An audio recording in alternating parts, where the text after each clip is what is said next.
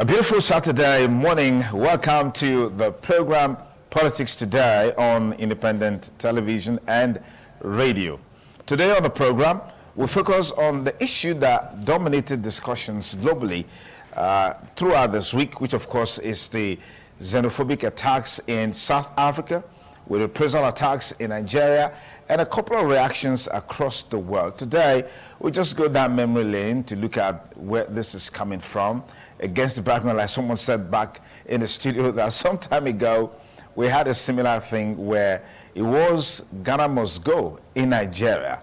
And just yesterday or early this morning, the news came that former Zimbabwean president Robert Mugabe has passed on at the age of 95. May he so rest in peace. So Zimbabwe right now, our hearts are with you on this unfortunate incident, so to speak. But let's meet our panelists for the discussion today. Let me welcome very specially Comrade Austin Osakwe, Executive Director, Foundation for Good Governance and Social Change, a frontline civil society activist. Many thanks for joining us, Comrade. My pleasure. Good morning, viewers and listeners on radio.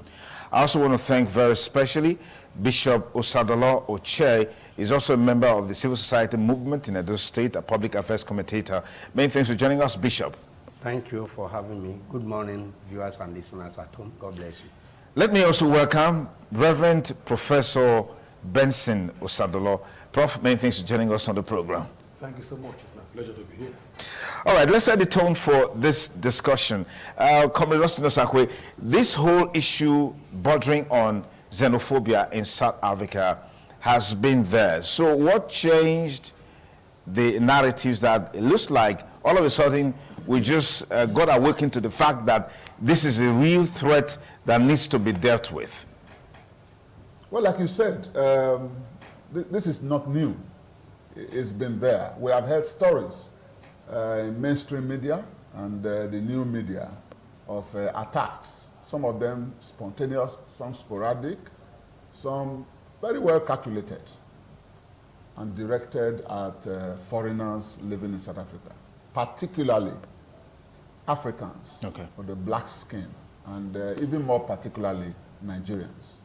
We have had situations where representatives of Nigerians living in South Africa and doing businesses there have had to come to Nigeria to address the media, to appear before the relevant committees of the National Assembly, to drum support for Nigerians in South Africa. They have engaged the Nigerian ambassador to South Africa and so on. But recently, there appeared to have been an escalation of attacks. Perhaps the catalyst was the video that made the rounds in the social media, where the Deputy Minister for Police Affairs in South Africa directly endorsed these attacks, claiming that in certain parts of South Africa, foreigners made up over 80% of the people, and that foreigners, particularly Nigerians, were the ones taking the jobs that ought to have been for South Africans. So the moment this video went viral, the social media in Nigeria took it up. Families that have been affected in Nigeria, and we must say majority of whom are of the Eastern stock here, doing businesses there, picked up the momentum.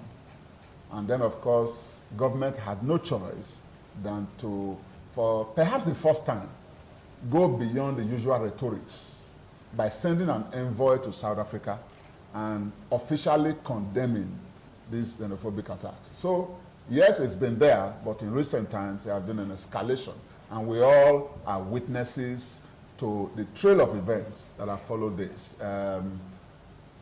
Protests, disruption of business outfits supposedly owned by South African interests, looting of same, and then, of course, in some cases, outright violence. So this is where we are. All right, Bishop Sadoloche, I've heard people talk on this, and it looks like there is a consensus of opinion that whether in South Africa or in Nigeria, the reactionary attacks to on shops and what have you, they are fallout of the same problem, which of course, failure of leadership, failure of government. What are your thoughts?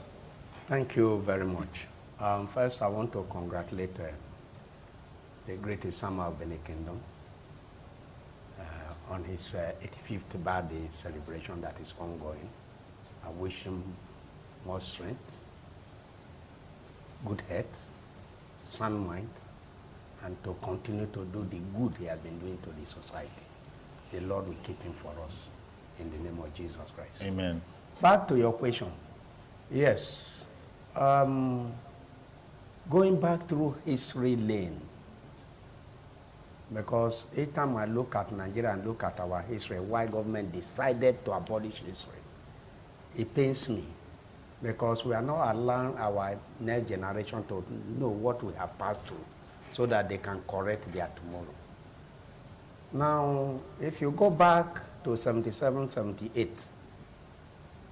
the one we call First Bank now was Standard Bank. The one we call Mobi Oil, that is now Oando, is called Ajip Oil. The one we call Union Bank was called Barclays Bank. Because of our support to fighting white minority rule in South Africa, apartheid, we decided to take these British investments. There is still one oil company. Take the British investment and rename them. They become a national bank, a national outfit. And because of that, so many of us contributed a lot of money. It was compulsory from your salary. You don't ask questions. Our salaries were deducted on percentage every month to support South Africa for the struggle. People like Sonny Okosun and all the rest made music out of it. Fire in Soweto. So if after all that we cannot see reason why we should live together as a country, a continent, it pains me. And I will advise the federal government that the next thing they ought to do to encourage the people down home is to ensure that all the investments of South Africa and Nigeria is taken over like we did in the past. We nationalize them. Because if you are going to vandalize, you are going to loot, you are going to burn them down, 80% of the people working there are Nigerians. They are not South Africans. And Nigerians also have shares and investments in this company. So outright fighting to go and loot, go and destroy, you are also trying to send the already strangulated Nigerian citizens back to their village.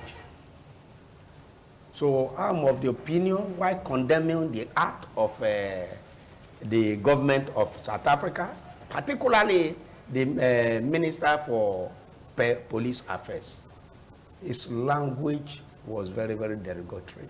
The language is insultive. The language is criminal. The language is demonic, because you cannot beat a child and tell the child not to cry. So it is out of that language that is in the space of the social media that people are now reacting to. Okay.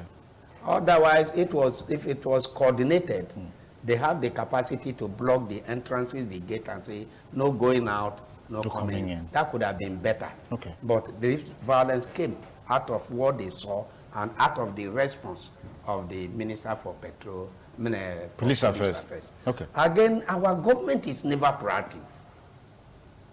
How can the letter be given to people to go to South Africa who have diplomatic passport, visa, on 3rd of September, and you are saying that you will not go until on Thursday? Between 3rd and Thursday, if they exterminate all your citizens, why do you defend it? That is to show that Nigerian government, as it is today, they don't like Nigerians. I keep saying it, that Buhari administration love cow more than Nigerian citizens. Bishop Sadoroche, let's Okay, try. No, even if you have to tell your opinion, because we have to express those opinions within the ambit of the rules of engagement, and I don't think that's a very fair comment to say. Yeah. One. Yeah. It is his constitutional responsibility to protect lives and property. That is one of the fundamental responsibility of any government.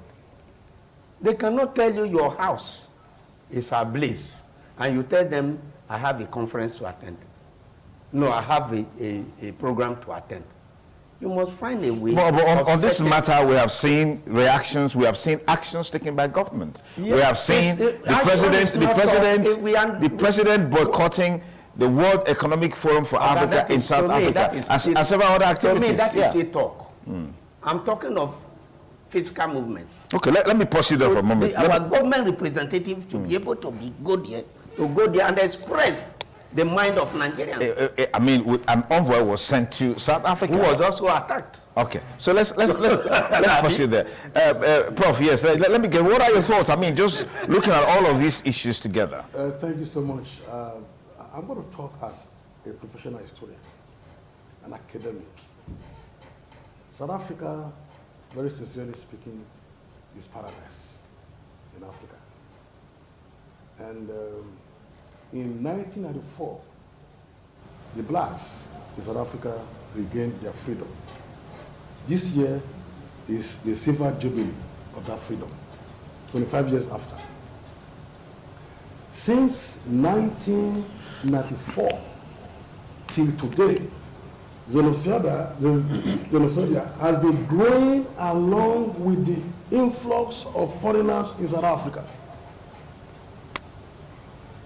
There have been pockets of attacks on foreigners, not just what is happening now. Okay. But the major ones in history, one, 2008. The second one, 2015. And then, of course, today, 2019. And the question is, why these attacks? Why this kind of morbid dislike for foreigners by South Africans?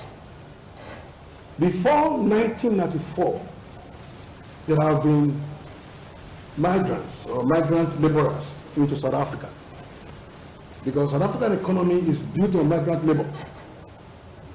Those migrants fleeing war, like from Mozambique, those from Zimbabwe, those from Lesotho, from Swaziland, from Zambia, from Angola, from DRC, Democratic Republic of Congo, even Ghana. Because in 1994, I met several of these people in South Africa.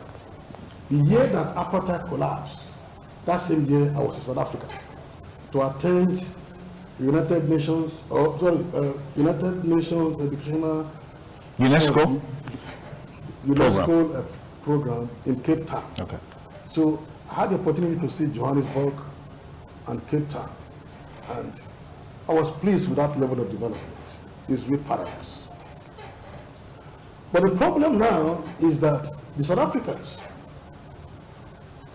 they are looking at the influence of foreigners, which is causing this kind of dislike as deprivations of their opportunities in their own land. In other words, the job opportunities that are available, they are going to migrants or foreigners that come to their land. And majority of the labor migrants in South Africa, they are very skilled. Some, of course, others work in the mines.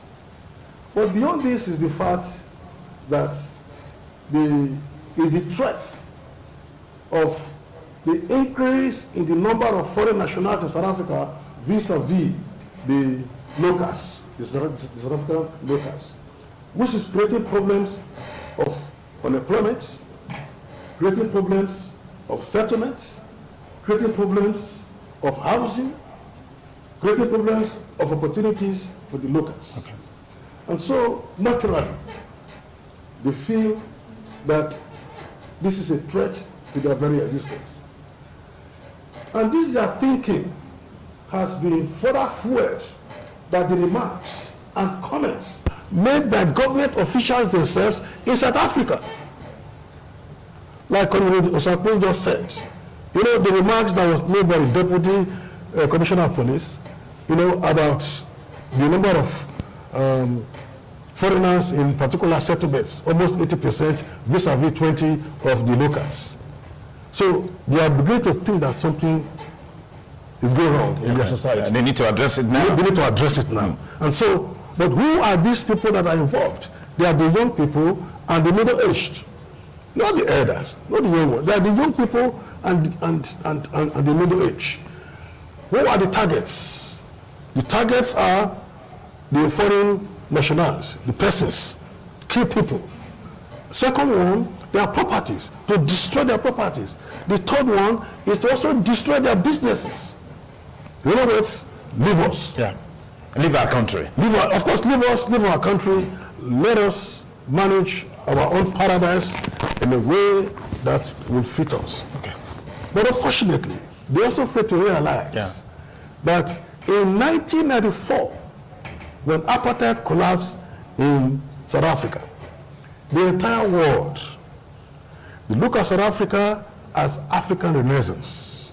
In other words, there's going to be a rebirth of the African life beginning from South Africa. Okay. But the South Africans themselves didn't see it that way. I mean, if you go to South Africa, as I've been there, it's a well-organized society. And the resources are well managed by, and I quote, the white minority. They built that country. I mean, let us not deny that fact. They built that country and handed over that country to the blacks. Like the question you asked Oche, for example, about the failure of leadership and good governance. These problems, when they first occurred in 2008, the South African Human Rights Commission set up a committee to investigate these problems and how they could stop it. Unfortunately, the careless remarks from their leaders and from their political leaders has failed it. Okay, let me pause it there, Prof. Let me pause it there. If you just join us, you're on to Politics Today on independent television and radio. Of course, we're reviewing one major issue that was a major talking point throughout this week, the attacks in South Africa, the root causes and what can be done to address it. We'll also be looking at some of the actions taken back home to put pressure on the South African government to address the issue. Now, along the lines of the failure of leadership or governance, as it were, which of course the last point where Prof, I paused Prof, I'd like to get your thoughts, Comrade Austin Osakwe. I'm happy that Prof has provided a historical background, but we need to deepen that history and relate it to the socio-economic issues surrounding xenophobia, with particular reference to South Africa. The South Africa that Prof referred to as paradise was a South Africa built by white minority rule, with support from Britain and certain other European countries and America. For them, that area called South Africa was the hope that outside Europe and America, a system akin to their own could be developed. That's right. And they got it right. We must admit that. So, what was apartheid? Apartheid was minority, ruled by the minority. In this case, by the Boers in South Africa. The majority of the people, as represented by the ANC, the Zulu group, and a few other smaller groups, were blacks, South Africans, who had been totally emasculated at the level of economic empowerment. They had nothing. So when they sought to have majority rule, they only saw it from one direction. And that direction was that once we take power away from the white minority and we give it to the black majority, automatically the condition of the blacks would also improve. Yeah, that's right. But they failed to realize that whereas they had taken political power, economic power by all intents and purposes, still effectively remained in the hands of white minority. Which was the case in Zimbabwe, even though that's a different kettle of fish. Who still owned the lands? Who owned the businesses? The white minority.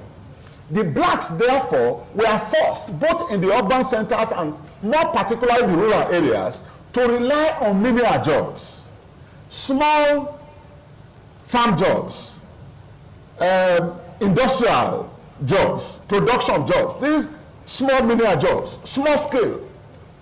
So when people like Nigeria, you must give it to Nigeria, apart from the fact that we are everywhere around the world, we are very industrious. Nigerians will make money from anywhere. Some will not agree that it's industrial. They look at ingenuity. Some say it's negative ingenuity. But give it to us, especially some sections of this country. Yeah. So when they saw an opportunity in South Africa, they moved there in droves. So when the South Africans say they've taken over our jobs, they are simply saying that the ones we have the capacity to do, these persons have come, they appear to be doing it better, and they are making life better for themselves. Nigerians were setting up businesses, and the businesses were growing. That's where the issue of leadership ought to have come in.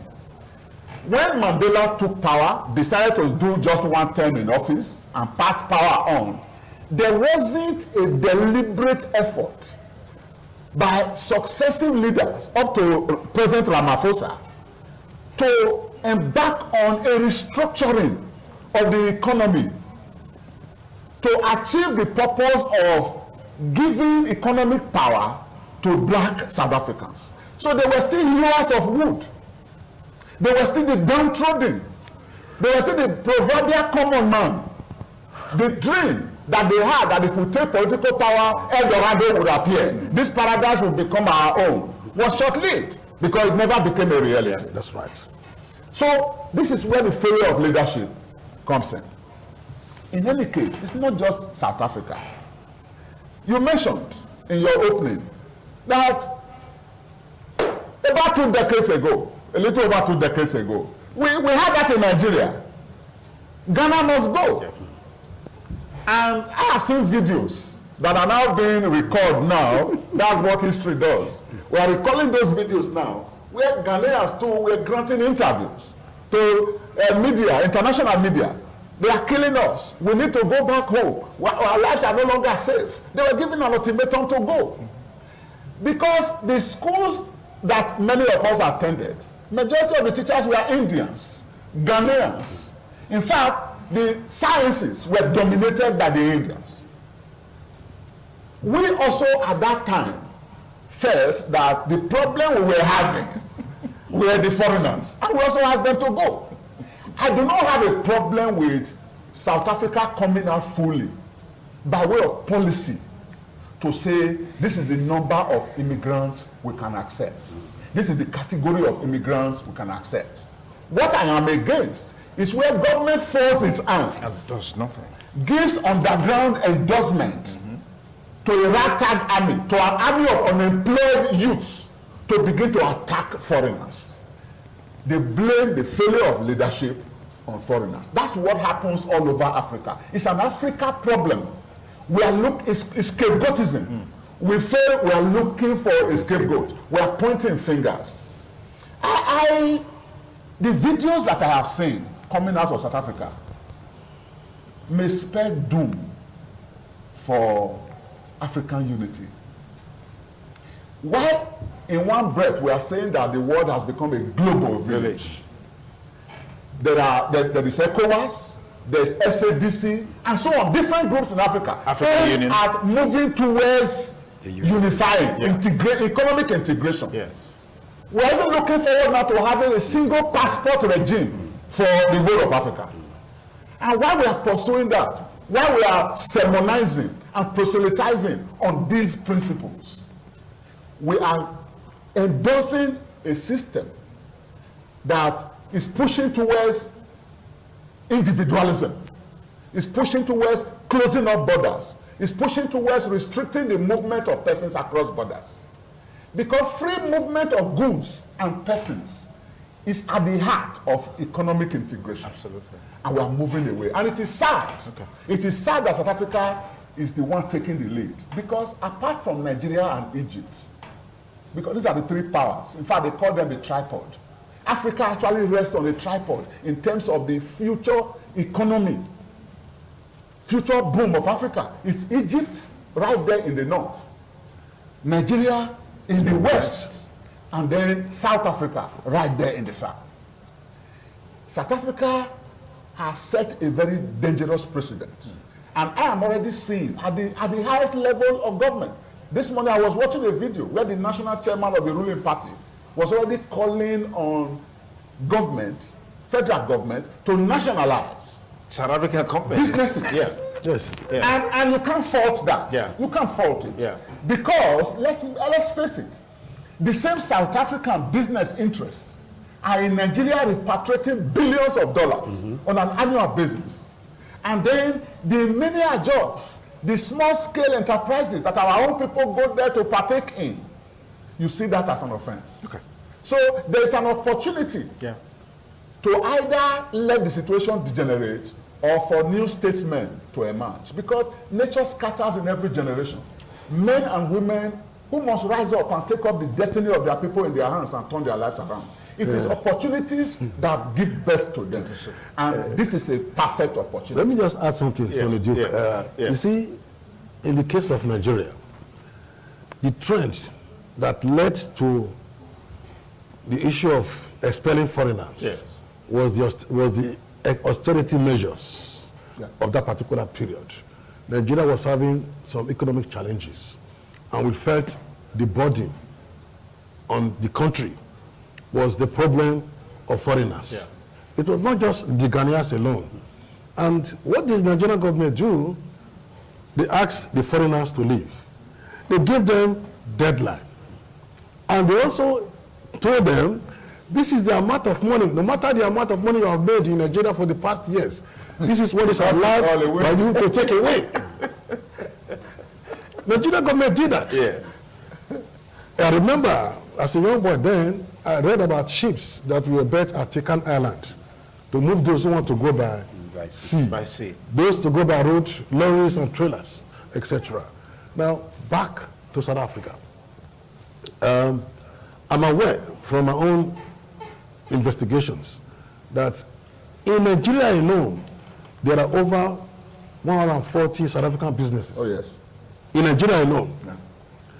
And in the same way, Nigerians or the Nigerian government and Nigerian entrepreneurs also have businesses in South Africa. Now, let us look at the aftermath of this xenophobia in South Africa, or the attacks on foreigners in South Africa. Who will be worse hit? Is it the South Africans or Nigerians? So how do we address these particular problems? We can identify about 6 to 10 consequences of what is happening now to South Africa and to us. Yeah. But I know you ask that question later, but I thought I should just put this background. Nigeria did it in the past, but more diplomatically. Yeah. That was based on policy. Did it help the fortunes of the country at the time? Are we better? Were we better after that action? The answer is no. But no, but you see, yes, it did not, because we didn't understand our economy and how to manage it. Okay. The Ghanaians returned home. Yeah. Look at the economy. Yeah, look at what they are today. And turn it around. I got it right. And turn it around. Yes. Today, Ghana is a model of success in Africa. Yes. And Nigeria is a model of abysmal political failure. Underachievement. Okay, let's keep the tempers. Let's just keep it down. Bishop Sadoloche, because there's something which is quite outstanding in this conversation, which is the monumental problem of leadership. And like Comrade Austin Osako said a while ago, it's an African thing. Even though in South Africa, with the success of the white minority rule, it looks like from the successive administration that took over after Nelson Mandela, they didn't quite live up to expectations in terms of empowering the South African youth with such a growing population in Africa of youths, we can't translate that into economic growth. What are your thoughts? You see, when power is given to somebody who do not understand the nitty-gritties, the workability of powers, he abuses it. Nelson Mandela came out of prison and he has a vision. He has told himself, I will spend 1/10 and hand over. Now, the mentality of African leaders is that sit down and die there. Tribalism, nepotism, religion, among so many other things. Now, my brother have mentioned just now that we should look at Nigeria and look at South Africa. Who will suffer more? I will not miss words to tell you Nigeria will suffer more. Do you know why Nigeria will suffer more? Nigerians that are stolen our money have more hidden properties and businesses in South Africa than South Africans have in Nigeria. So if they're going to say, let us take a drastic decision over this matter, you will find us drag fitting. We are not drag fitting because of government policy. We are drag fitting because of our personal and selfish interest and investment in South Africa. Are you hearing? So if that is where we have found ourselves, the decision to take a holistic step, to take a decisive step, becomes too difficult for Nigerian government. Very difficult.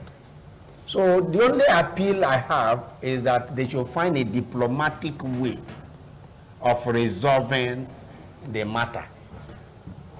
We look at Ghana must grow. I was in Ghana. I didn't remember that that was not English.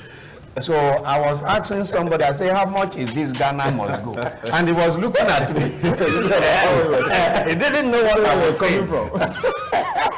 Sir, let me just come to you, Prof. So yes. I'm of the strong opinion that diplomacy will work out this. Okay, let's pause you there. Prof, I read a piece, I don't know how true it is, on one of the social media platforms where the former apartheid leader, Peter Botha, talked about the black man not having the capacity or the ability to govern. Hand power to them, they will kill themselves, they will steal all the monies, and do all kinds of things. I mean, does what's happening now, Right. some credence to that? Okay, I will answer that, but let me quickly say something. Okay. In connection with the question you asked Bishop, Yes. but which Comrade Sakwe has already made reference to, Okay. which is empowerment, is very important. Okay.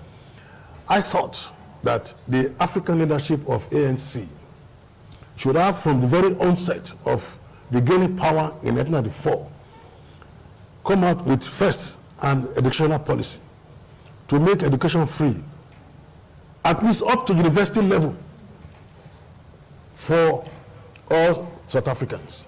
In which way you are going to train them, equip them with the capacity to be able to take over in future the politics, the running of the politics and economy of South Africa. But that has not been done. Many of them are not in school. Yeah. That's the problem. They are jobless.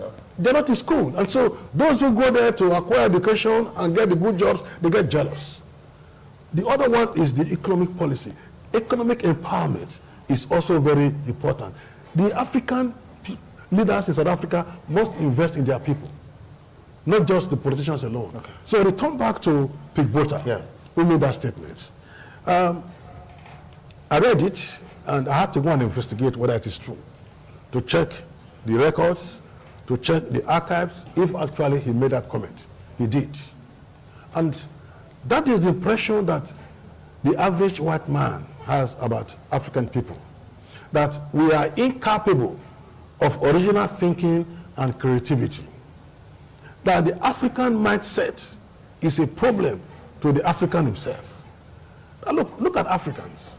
They don't just understand how to think and reflect. You see, thinking and reflection is the capacity of your cognitive development. That Africans don't have it. Give them guns, they will kill themselves, which is true. Give them power, they will use it to corruptly enrich themselves, their families, their ethnic groups, and so on and so forth. What else? Give Africans money. They don't even know what to do with that same money. In other words, our resources. The voters' comment vis-a-vis Nigeria of today. This country, Nigeria, has made, whether we have put it in billions of dollars or trillions of dollars from oil wealth.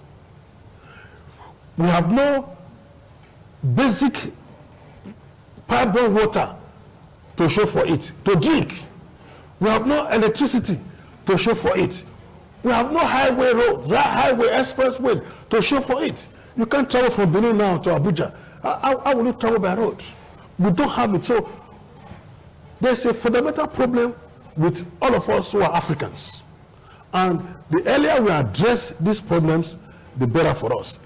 Beyond this, he said something very funny, and I quite understand it, which has to do with management. That the African man is not concerned about the future. He's concerned about the immediate. In other words, what do I just eat now? What do I just drink now? You should think of the society of your children and help them to build the future. Yeah. But the African man does not think that way. Like Bishop said, Nigerian leaders, politicians, etc., that have looted and they are bleeding this country to death, they take the money and go and invest outside the country. That's why there are no jobs. Okay, let's just on the descent now. Our studio line will be open shortly, so you can also call and ventilate your views on the discussion this morning on the program Politics Today, coming to you live on independent television and radio. Comrades, let's look at the aftermath of all of this. I mean, the final analysis, what are the implications that are likely to come forth if we don't have a very sound, comprehensive diplomatic resolution of this issue? I hope that diplomacy will have its way in the interest of Africa. Because individually, as African countries, we are minnows. We can achieve little or nothing. I mean, just take a look at it. And I think you have asked a question. I will revisit that. A question as to whether something is wrong with the black man. You know, everywhere you go, every one of us here will confirm it. Everywhere you go, the priority for every Nigerian is to escape from here. They want to run away. They're asking which countries are easier to go into now. And who are those living? Yes. It used to be just people who have nothing to do here. They say they are hungry.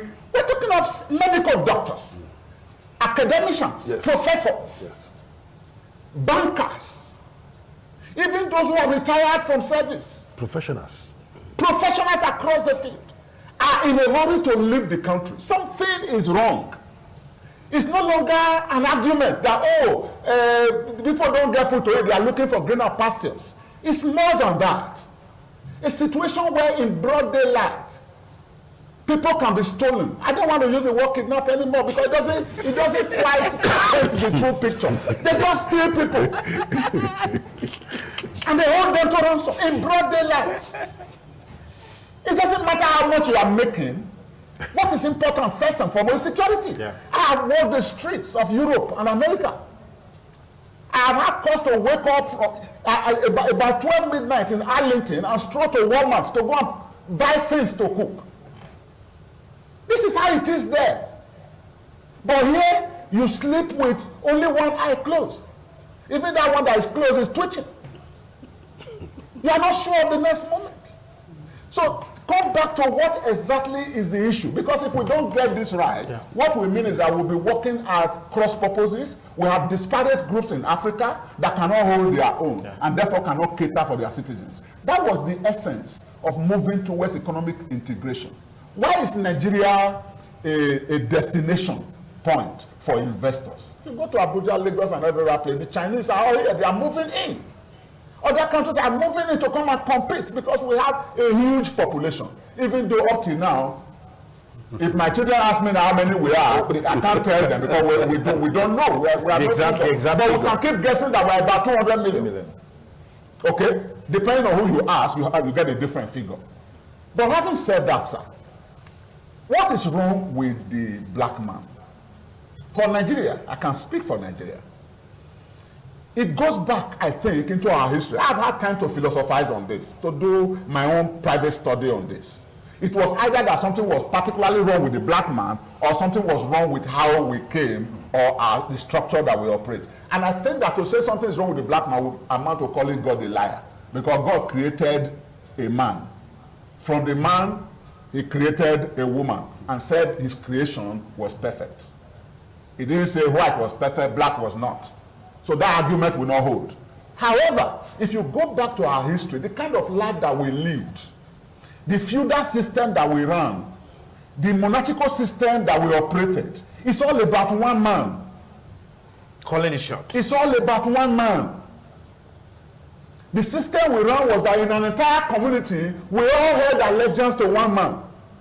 Then in the family, we had allegiance to one man. These allegiances created pockets of dictatorial rule, pockets of dictatorship in small cleavages. Yeah. In the family, you had one dictator. He has spoken. Rome has spoken, let no other man speak. In a community, you had one dictator. Give him whatever name. I do not want to go into all that so that I do not break bubbles. But the truth of the matter is that we identify an individual and say, that's it. The rest of us don't question it. But go far north. It's not too different. They identify one man, he speaks on behalf of God. If he has spoken, that's what God said. So, our history was such that we were individual, we were communal in nature, but submitting to an individual authority.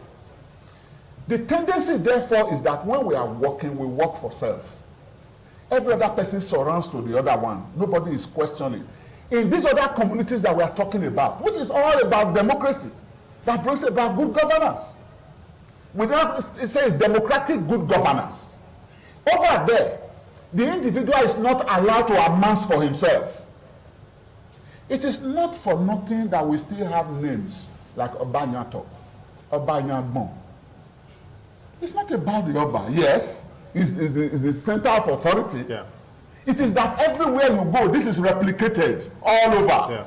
So the day a man is born, we just know that he is going to control the rest of us. Not because of character, not because of attainment, not because of what he has shown, not because of pedigree and records, but that by the circumstances of birth. Over there in Europe and America, it's not the same. Yeah. When money comes into the community, it is used first for the community. It is within the development of the community that the individual finds satisfaction and contentment. Absolutely. But here, the individual are masses and those are peanuts to all the others who accept it as the rule. That's the crux of the problem. This is where we are coming from, sir. How do we deal with that? Because in South Africa, why we are saying that the blacks are poor, which is true, because when you don't give people education, they will remain poor. There are three things working together: poverty, ignorance, and disease. The three are closely linked. And that's what the South African blacks are suffering from, that they are fighting. In that sense, in Africa, you have blacks who are, look, the corruption charges against Zuma and lately against Ramaphosa rose into billions of rands. It's a black man. So what you find is that Africans have not empowered their people. Africans have not operated a free democratic society where people's attainment, people's pedigree are the basis for recognition. All right, Comrade Hostin Osekwe, you know, we could just go on this in the next 1 hour. We'll be here. But I'd like to get your take on this, even as we start taking the course now, which is that a major fallout from this protest, both in South Africa and even particularly in Nigeria, is that people were ventilating their anger. I don't know what your thoughts are, or if you saw it from that perspective, because the looting in those shops and stuff like that didn't reflect what the issue. You are quite right. One is a ventilation of anger. But this is an anger taken to the extreme in a manner that is not normal. Because as we are in the civil society, we study situations and to be able to address it according to their nature and how the society will be better for it than going to struggle to fight and destroy the system, whereby you too, who is thinking you are fighting, you are going to suffer the consequences of your action. Okay, let's take our first call. Hello, caller. Good morning. Good morning. Yeah, Bishop from Sabongida Ora. Go ahead. You don't need to introduce yourself. Go ahead, please, Bishop. Thank you very much. Yes. Now, the late Xenophobia, it is not a thing fall apart. He did say that we have left undone those things that were not done, and our things are falling apart. And that is the problem with Nigeria today. Okay. When we have enough resources to fix our roads, to ensure that we have power, to ensure that we have all facilities, we did not do that. We had a president who once said that the problem of Nigeria is not the money, but how to spend the money. Going back to South Africa now, well, it is an indirect way of the South Africa telling us that we should leave their country. Why do I say so? They are talking of the drug peddlers there. If you have drug peddlers, what is confusion in your country? Don't you have policemen? Don't you have the judiciary to make sure that these people are kept behind bars? That is not being done. Meanwhile, what they do is to use their children, the youth, to vandalize and rape and kill our people. Okay. I think this is enough lesson for Nigeria. If Nigeria cannot learn from this lesson now, I very much doubt if we can get it again. Thank you, God bless all of you. Thank you, Bishop. We also have our WhatsApp number on the screen, so you can also post a message there, just in case you're not able to get us live on the program. 052-290-573, that's the studio number. Caller, you're live on the program. Good morning and welcome to Politics Today. Hello, caller, good morning. Yeah, good morning. Tell us your name and where you're calling from. This is Dickie. I'm calling from Maroko in Nongwa East. Please go ahead with your contribution. My Christian greetings to your guest there in the studio. And when this issue came aboard yesterday, my heart was highly heavy, and I spoke at large. What South Africa did is against humanity. But nevertheless, one of your guests said it just now in the studio that Nigeria did that in those days, years ago. But it was not bloody as what South Africa has did to Nigeria now and other African countries. But I want to come back home to place that our leaders, this is a sign to our leaders, that is the leadership of this country. We should put our home in order. Let us repair this economy. We the youth, we can be both. We both of this country, Nigeria. Look at a farmer at the village level. They have good definition. More than those who we put our eyes on. Some political encyclopedia we have our ideas on. They are leading us astray because of what? Because of love for money. I want to also say, in addition, that the reason why Nigeria drove Ghana away in those days is because of the prophecy to have an access to their bag. Today now, Ghana must go back in very, very useful to us in taking our money home. Let us go back to better repair this country. Thank you, God bless you. All right, thank you. We'll take one last call, and that will be it on this segment of the program. Hello, caller. Good morning. Good morning. This is Sonny from Airport Road. Sonny Yedusa from Airport Road. Please go ahead. I have listened to, good morning everyone in the studio, I've listened to your guests. I had the privilege for throughout this week to be at the forum to discuss the exact thing that your guests have brought in this morning. But at the same way, I wanted to do a research because I heard the voice of the good governance director, I heard the voice of the bishop, and I heard the voice of the prof. So yesterday I was trying to find out what more is leading to this anger for those now who are not enlightened, who are not educated. I discover another aspect that you are not be talking about. I'm sure that may look very funny. This one was from a South African lady, two different South African ladies, one from Johannesburg, one from another section of South Africa. They said that one of the challenge, because I did that research overnight today, one of the challenge that they're also seeing in all this whole matter with their people is that South African ladies like Nigerian men. I think that may look very funny. You discover that we say Nigerians are very industrious in every way, facet of life. Yes. Being a relationship expert for over 10 or 15 years, right? I can tell you that it's actually another big problem that we need to also look at what is annoying these people. Okay. So Nigerian men like, African ladies like Nigerian men, they care for women, they are very honest, they are very focused. When they are done with you, you know that well, you are truly made by God. This is what is love for South Africa. I think the other aspect we need to also look at. I just thought I should bring that in. All right, thank you. That's a very useful input to this conversation, that South African women believe that Nigerian men, they are loving, they are caring, they are sweet. Now, this is also one of the major reasons why this problem is questioned. Well, probably we don't have much time. Yes, I think so. Yes. When Comrade Sakwe mentioned the socio-economic aspect of the problem, yes, I thought I was going to focus on that, but he just avoided it. Okay. It's true that South African women they like our men, okay, but that's not the problem. We talk about the aftermath. I'm aware, because of the situation in South Africa now, many foreigners are now paying protection fees to protect themselves. They pay to these South African locals to protect themselves, their businesses, and their properties. That's one. Then two, I'm sure that it's going to affect tourism, South African tourism. Certainly. Because the place is no longer safe. Yeah. And if the people are thinking rightly, this will also affect border control and homeland security in South Africa.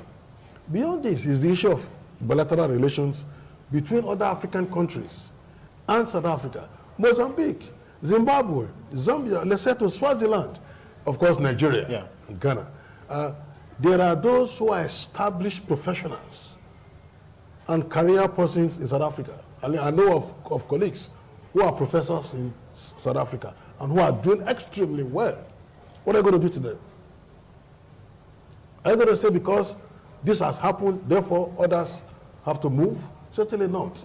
I think there's going to be a kind of rethink about this problem if South African government takes it very seriously to rethink these problems and find solutions to it.